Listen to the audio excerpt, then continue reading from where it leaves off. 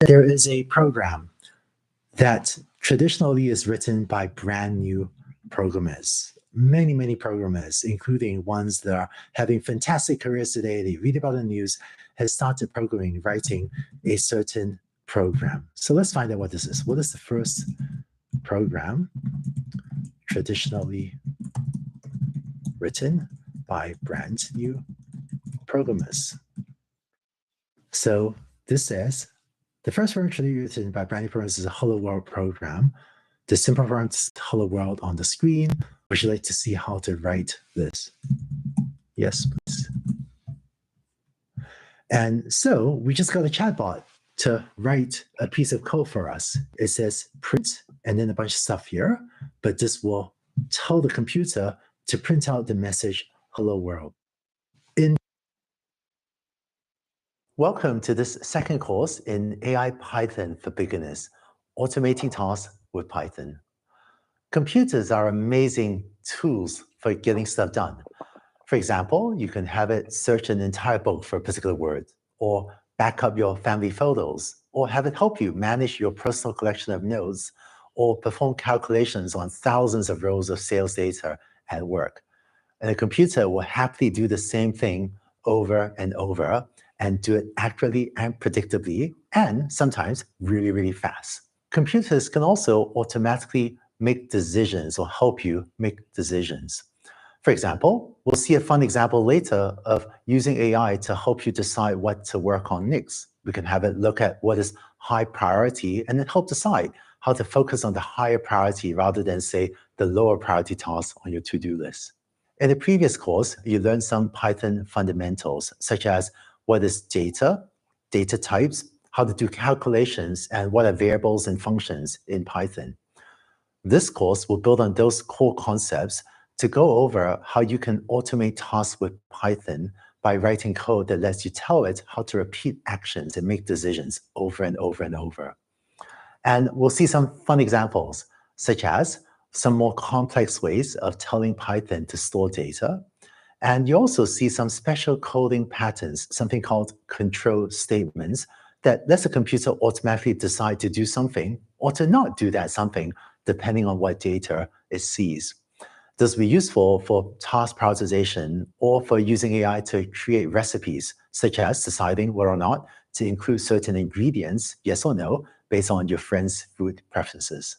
Similar to the last course, you build some AI tools as you go through this course, and these tools I hope will be useful for you, such as maybe help you customize recipes if you cook for your friends, or help you carry out higher priority tasks, or help you draft an email to your boss about your upcoming vacation, or write a thoughtful birthday card message for a friend. And through this, you continue to use an AI chatbot to help you learn and code. So we'll continue to see how you can ask the chatbot questions about how Python works, or get this chatbot companion to help you write code, or help you find bugs in the code. So lots of great stuff. And by the end of this course, you have leveled up significantly and built on the foundations you have from the previous course to be able to do much more, to have computers automate tasks for you. So let's go on to the next video where you learn about a new type of data in Python called a list. Previously, you learned about variables, which can hold a number or a string, kind of like one piece of data. Turns out lists can hold multiple pieces of data. Let's go on to the next video to talk about that. In this course, you learn how to automate tasks with code. That is, have Python do repetitive things, as well as sometimes make decisions for you. In the previous course, the data you worked with was always a single item, such as a single name, or an age, or some other single piece of data. But Python has the ability, using something called a list, to store multiple pieces of data together. This will make it easier to tell Python to carry out repetitive tasks for you. Let's take a look at how to use lists in Python. Let's start by importing some functions that we'll use in this notebook. I'm going to hit Shift-Enter and load those two functions. And now, let's say I want to write a poem for 3 of my friends. Here's how we could use a large language model to do it. I'm going to set the variable name to be the name of my first of the three friends, which is Tommy. And now here's a prompt using an F string, which you learned about in the previous course, which says, write a 4-line birthday poem for my friend, then insert the name here. Poem should be inspired by the first letter of my friend's name. And let's run that. And so this outputs terrific Tommy, full of cheer. That's pretty cool. I like that. And I want to write these poems for 3 of my friends. So if I want to now go on to my second friend, I would set the variable name to now be Isabel, and then rerun this. And now here's a poem for Isabel, infinite joy and laughter, and so on. Wow, another nice poem. And then finally, for the third friend, Daniel, we now get dashing Daniel, dear and true, and so on. As a reminder, if you run these cells yourself, remember to run them in the same order as I was as well, because running the cells in a different order may result in an unexpected error. But you saw that this process of writing 3 poems was a little bit repetitive. I had to go here, set the name 3 times to different values, and then run the LM response 3 times. It turns out using lists in Python lets you store the name of all 3 friends at the same time, and then eventually will give you a more efficient way to generate these 3 poems. Let's take a look. Here's how we can create our first list. I'm going to say friends list. This is another variable, but this variable will take the value of a list. And this is how it works. I'm going to open square brackets. That tells Python I want to create a list. And then the first item of the list is Tommy, which, as you saw from the previous course, is a string. And then comma. And then the second item, Isabel, comma. And then the third item, Daniel. And then lastly, close square brackets here in order to tell Python that this is the end of the list. And if I were to run this, I've now created a new variable called friends list that stores 3 pieces of data, Tommy, Isabel, and Daniel, all at the same time. If you now tell Python to print friends list and run that, it now prints back out this list. Let's take a look at how list works. We wrote this piece of code that said friends list equals Tommy, Isabel, Daniel.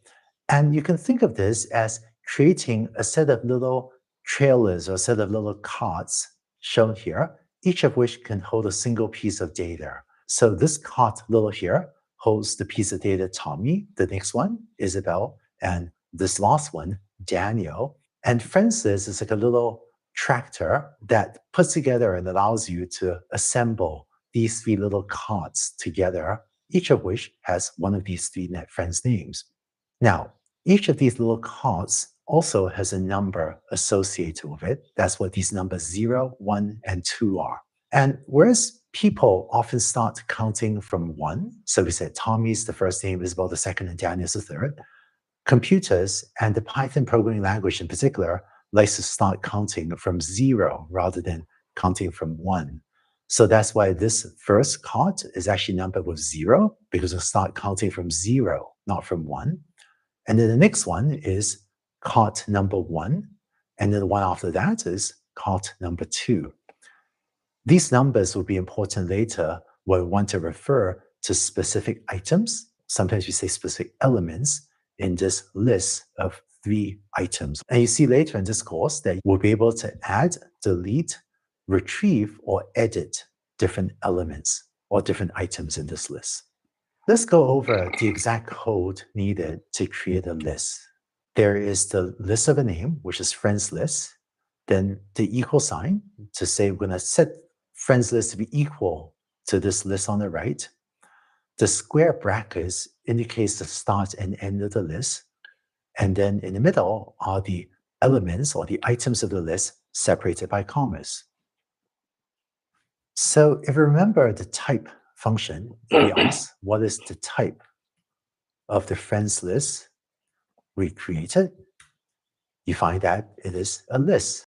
And you remember the len function, which tells you the length of a string. It turns out you can also ask, what's the length of a list? And if you run this, you get 3 because there are 3 names in this list. Now we've created a list that stores the names of all 3 friends simultaneously. I can create a prompt like this, write a set of full-line birthday poems for my friends, and then friends list in here. And let's print out this prompt, write a set of full-line birthday poems for my friends, Tommy, Isabel, Daniel. And it is storing the list here in the prompt is square brackets, which maybe isn't the best written prompt, but it's okay. The large language model is pretty smart, and I think it'll figure it out. And if I then run print response, the LM generates 3 poems. So this worked. The large language model was smart enough to understand this prompt and write 3 poems. Let's take a look at how to access one specific item or one specific element of the friends list. If my friends list has Tommy, Isabel, and Daniel, how do I access one of the names? Well, rather than me giving the answer, why don't we ask our AI chatbot? So let me ask the chatbot, how do I access a specific element of this list?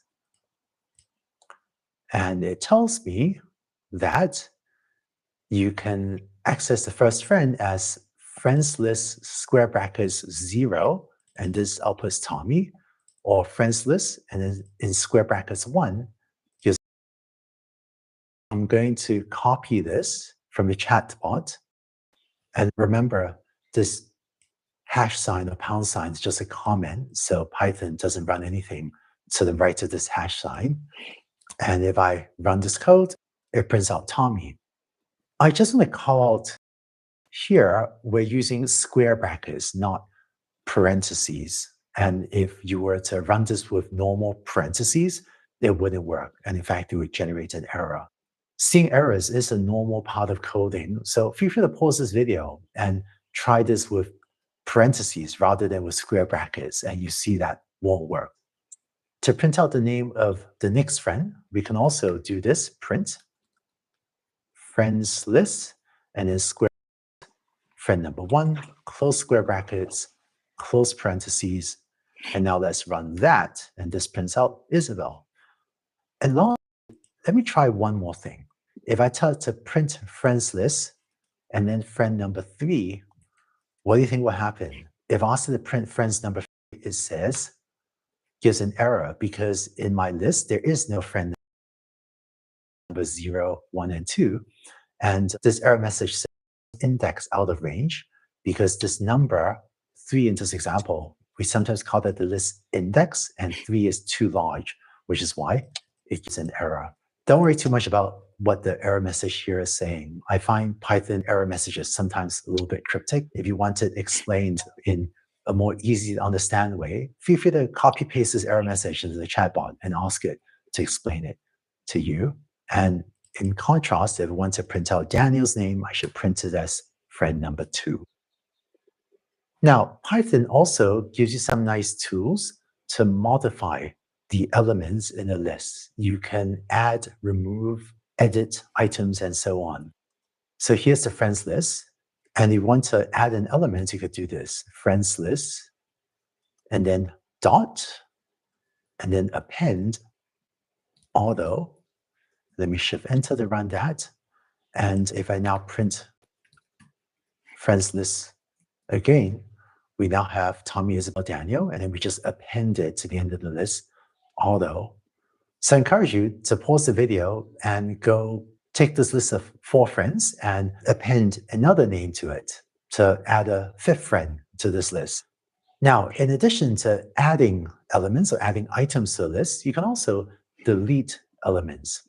So let's say and print the new friends, you can have a list of here 3 numbers, 3 integers. If you print the list of ages, you end up with that.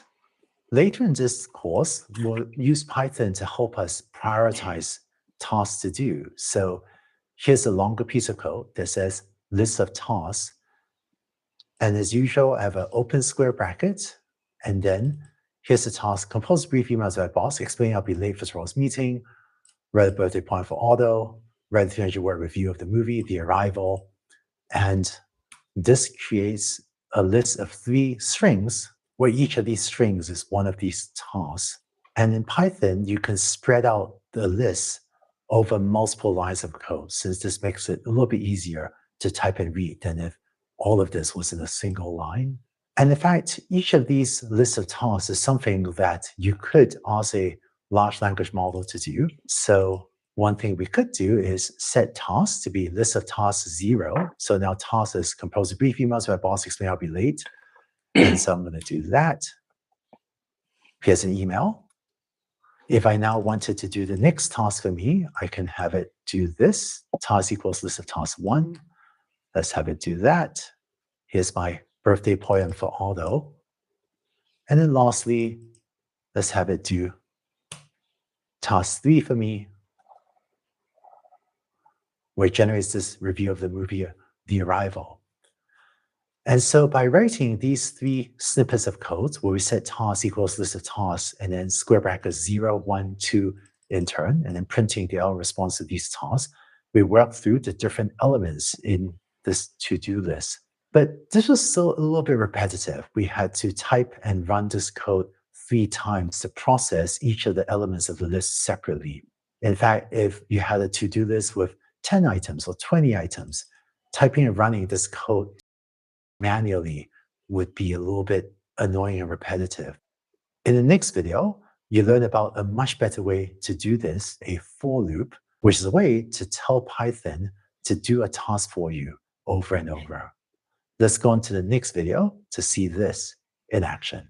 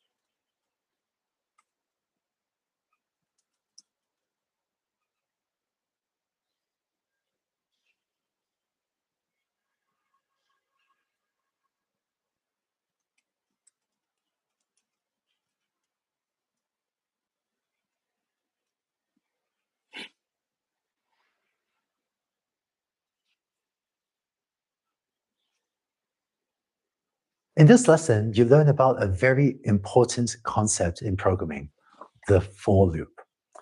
This is a special code pattern or a special command that's found in many programming languages, and it lets you tell the computer to repeatedly perform actions in all of the items in a list in an automated way without rewriting code over and over. So if you have a list with many data items, a for loop lets you tell the computer to do the same thing to item 1 or item 0. We start from 0, then item 1, item 2, and so on to all the items in the list. Let's take a look.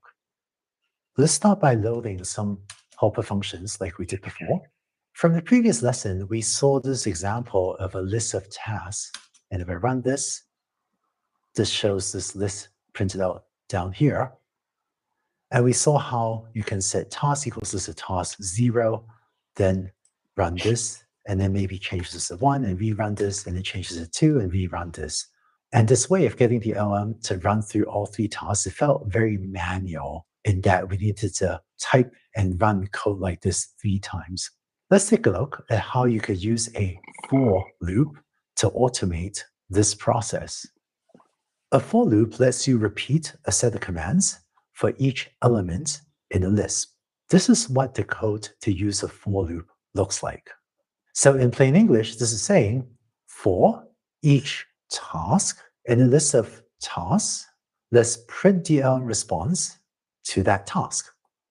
And this piece of code, which is called a for loop, is equivalent to writing all of these different lines of code. Print out response list of task 0, print out response list of task 1, and so on, for as many elements or items as there are in the list of tasks. Let's go through the details of exactly what every single part of this code is doing. For here mixes a for command or a for statement. Task is the name you define for the variable that would take on the value of list of task 0, list of task 1, list of task 2, and so on. So task will in turn take on the value of the different elements of the list of tasks. In is another special Python keyword, and there's the list that we had with the elements we want to go through. And we use a colon to tell Python where is the start to the command we want it to run on every item in the list. And that's the command that it will repeat on each element of the list. Now, one of the special parts of this code is there are 4 spaces over here. In coding, we call this an indentation, and that just means print response is indented or shifted 4 spaces to the right. By convention, Python programmers use 4 spaces, and so I would recommend you stick to that convention. Let's take a look at this code in action. We've already up here, and so I'm going to say for task list of tasks, colon, and then because I wrote a colon, when I hit enter, Python already knew I wanted to indent this 4 spaces, so it brought my cursor there. And then let me just say print task. So what this will do is it'll say for each task in this list of 3 tasks, print out that task. And if I run it, shift enter, what you're seeing is that the task is being replaced each time by one of the items in the list of tasks. Now, let's do for task in list of tasks, colon. And now let's print response task. And let's run that. And this takes a little bit of time. There's the first task. There's the second task, the birthday message. And there's the third task, the review. Just to show you some common errors with for loops, if I didn't have 4 spaces here, if I were to not indent this and I were to run it, this would have an error. But if you were to put a few spaces there, 4 spaces of convention, then this would work. And another common mistake in using for loops is to forget the colon here. So if I had to run this also generates an error. And if you see an error, well, this actually says syntax error expected colon. But you were to see an error like this and not be quite sure exactly what to do, well, if you ask your AI chatbot companion to please help me debug this code, and then let me paste the code there, then it's actually pretty good. It says, looks like there's a syntax error, a colon is missing, and then it actually fixes up the code for you and reminds you the missing colon. Sometimes all of us will just miss a colon in our code or miss a single character in our code. And many programmers have spent many hours staring at the code to try to figure out what is that one little bug, that one little error in their code. But since AI chatbots became widely available, our ability to copy paste our code into chatbot to have it help us figure out what might be wrong has helped many programmers find bugs and fix them much more efficiently. Here's another example where we're going to use a large language model to automate a writing task, specifically creating ice cream flavor descriptions. All right, here are some ice cream flavors. And if you want to have descriptions of each of these ice cream flavors, maybe because you're writing marketing copy or marketing text for a website, this is what you can do. You can say for flavor in ice cream flavors, and then I'm going to set the prompts to be for the ice cream flavor listed below, provide a captivating description that can be used for promotional purposes. And then here's the flavor. And lastly, I'm going to tell it to print response for that prompt. So let's run this. Here's the description of vanilla ice cream. Here's chocolate ice cream, which is actually my favorite. Strawberry ice cream, and that's mint chocolate chip ice cream. One thing I want to point out is that this entire block of code is indented, meaning that all of this code is shifted by 4 spaces to the right. And Python looks at what code is indented to figure out what is the code you wanted to run 4 times, once for each of these ice cream flavors. So in contrast, if you were to run this won't work, because this will cause Python to run prompt equals the prompts with vanilla, then chocolate, and so on. It'll do that 4 times without ever calling printl response, and only after running this highlighted code 4 times would try to print out response. And so this code won't work. Feel free to try it and see what happens. It's only by indenting all of this code that it then runs all of this code 4 times, which is what you want. And feel free to modify this code and play with it to see if you can understand what it's doing. I want to point out that as you run through this block of code, this chunk of code, this block of code 4 times, every time you run this, flavor takes on a different value, right? It's vanilla, then chocolate, then strawberry, then mint chocolate chip. And every time you run through this code, this prompt variable is set to a different value. And so it runs print out response on a different prompt. If you want, one thing you could do is print out the prompt here so you can see the prompt before it's passed on to the large language model. I'm not going to run this, but feel free to pause the video and make this change and run this code if you're interested. Now, let's look at one last example before we wrap up this video, which is we had a list of 4 ice cream flavors. What if you want to take the descriptions that the large language model is generating?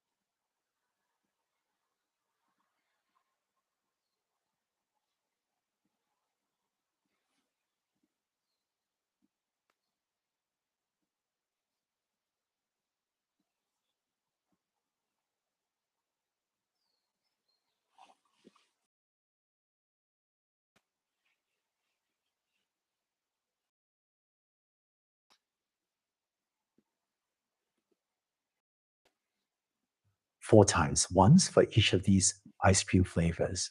So in contrast, if you were to run this won't work because this will cause Python to run prompt equals the prompts with vanilla, then chocolate, and so on. It'll do that 4 times without ever calling printl response. And only after running this highlighted code 4 times would try to printl response. And so this code won't work.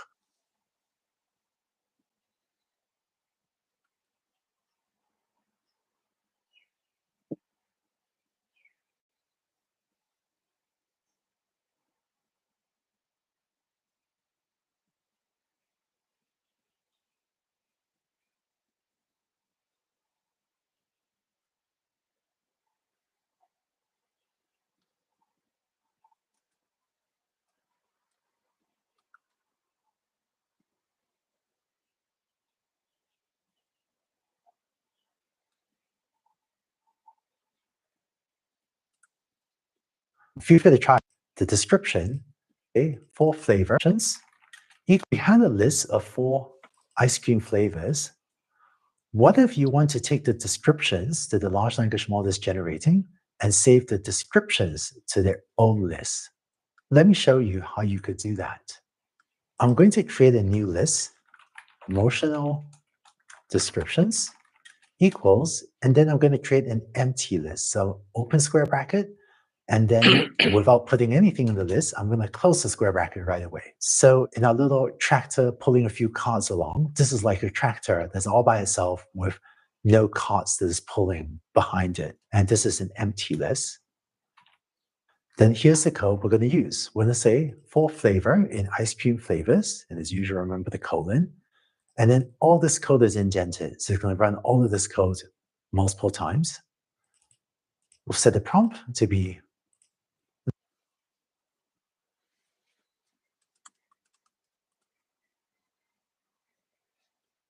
this for ice cream flavor listed, write a captivating description. Then we're going to set the description variable to be get response to the prompt. So now description is one of those delicious descriptions of these ice cream flavors. And then we're going to take promotional descriptions, which starts off as an empty list, and append to it the description that we just had. In the examples we've seen so far, we largely initialized the list with all of the items it needed to have, be it list of friends' names or the list of tasks or the ice cream flavors. But it's actually a pretty common coding pattern in Python to start off with an empty list and then repeatedly add or append items to the end of that list and then build up that list. Let's run this code. It'll actually take a few seconds to run because it's now calling the large language model 4 times to generate these descriptions. And now if we were to print promotional descriptions, then this is a list of all the 4 descriptions. It's a little bit hard to read in this format, but if I want to print out, say, the description of the chocolate ice cream, my favorite, then you can print it out as promotional descriptions square bracket 1 because this is the second ice cream flavor on our list. So as you can see, the combination of for loops and lists is quite powerful and lets you do a lot in Python. In these examples, we've been using pretty short lists with maybe 3 or 4 items. But imagine being able to loop through hundreds or thousands of items in a list. Then you can get your computer to do repetitive tasks for you hundreds or thousands of times.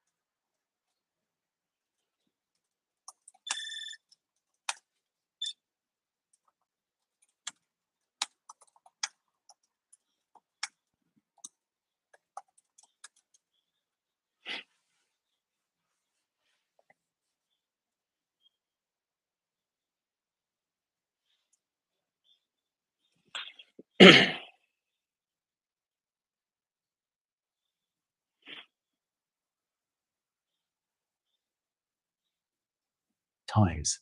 Now, one limitation of this is it can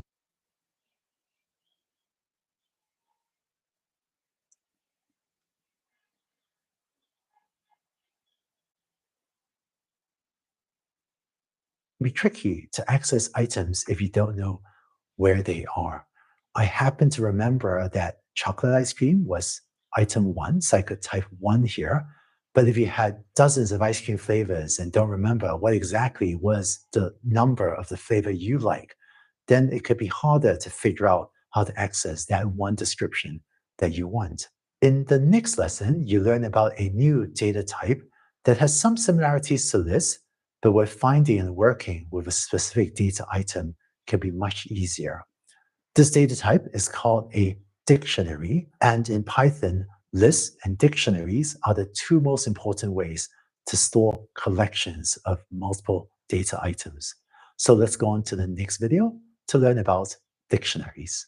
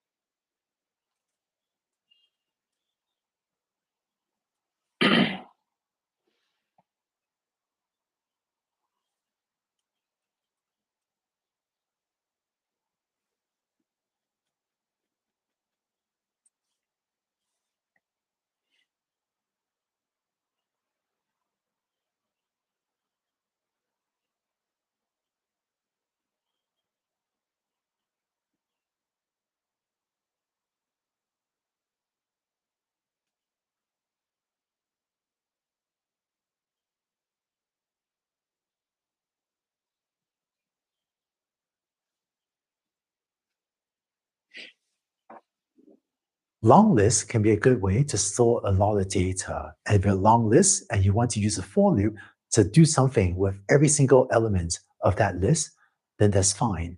But if there's one specific element or one specific item in that list that you want to find, but you don't know the number or the index of that item, then it can be hard to access or to pull out that one item. There's another kind of way to organize collections of data in Python called a dictionary that makes it much easier to pull out one specific item from your collection of data. We'll learn about that in this lesson, and we'll also see a fun example of using a dictionary to prioritize things on your to-do list as maybe high versus medium versus low priority. Let's dive in and see how dictionaries work. Let's start off loading some helper functions as usual. And then I'm going to use the example of ice cream flavors and their descriptions. So here's a longer list of ice cream flavors together with descriptions. Vanilla's classic and creamy with a rich, smooth flavor, and so on. The problem